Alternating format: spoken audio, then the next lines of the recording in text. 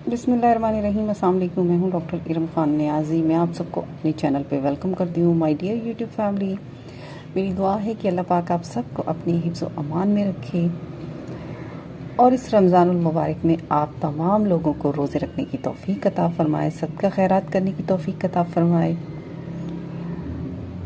आज जैसा कि हमारा एक ग्रुप में टॉपिक है जिस पे हम बात कर रहे हैं, वो है हाई कोलेस्ट्रॉल।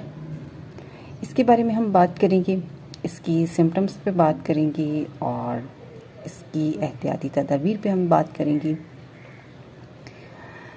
जैसे कि कोलेस्ट्रॉल जो एक बीमारी है, इसमें पेशेंट जो है वो ये कंप्लेन करता है कि उसके हाथ पांव जो है ना वो सून हो गए हैं। उसके हाथ पांव जो हैं, अगर वो चलता फिरता है तो उसके लिए चलना फिरना जो है ना वो ख़त्म हो जाता है। हाथों और पैरों में उसकी सूजन आना शुरू हो जाती है, उसकी टांगों में सूजन आना शुरू हो जाती है। और कई पेशेंट्स ऐसे ही बताते हैं कि उनका जो वेट है ना उसमें दिन ब दिन वो बढ़ना शुरू हो गया है, इजाफा होना शुरू हो जाता है। हाथ पांव पेशेंट के जो है ना वो ठंडे महसूस करता है।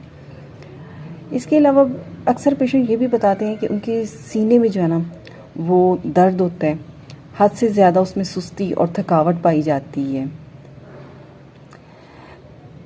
अगर आप उनके नेल्स देखें तो नेल जो होते हैं उनके ऊपर ना हल्की हल्की सुर्खी माइल जो है वो लाइनें बनी हुई होती हैं। तो इस तरह के पेशेंट्स को चाहिए कि वो अपने खाने पीने में एहतियात करें और ज़्यादातर जो है वो घी की बनी हुई जो अशिया हैं उनका इस्तेमाल कम कर दें।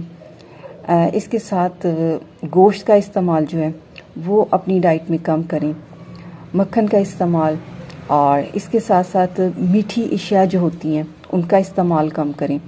इसके अलावा जैसा कि आइसक्रीम हो गई मीठे में, और बेकरी के फूड आइटम्स हो गए, उनका इस्तेमाल जो है वो अपनी डाइट में कम कर दें। इसके अलावा अगर एहतियात करनी चाहिए पेशेंट को कि जैसा कि जंक फूड्स हैं, पिज़्ज़ा, बर्गर, शवारमा वगैरह, इनसे भी एहतियात करनी चाहिए क्योंकि इसमें भी बहुत ज़्यादा वो घी जो है इसमें ऑयली होता है, घी होता है, इसमें घी का इस्तेमाल होता है क्योंकि इसमें जो इस्तेमाल की जाती है चीज़ वगैरह। तो इसके साथ साथ अगर पेशेंट किसी किस्म का कोई ड्रिंक करता है उसको अवॉइड करें, तंबाकू नोशी करता है उससे ख़त्म करनी चाहिए, और हो सके तो वो जो मुख्तलिफ बाज़ार में मार्केट में मिलने वाली जो कोल्ड ड्रिंक्स हैं उनसे परहेज़ करें। अंडे की जर्दी जो है उसका इस्तेमाल जो है ना वो कम से कम कर दें।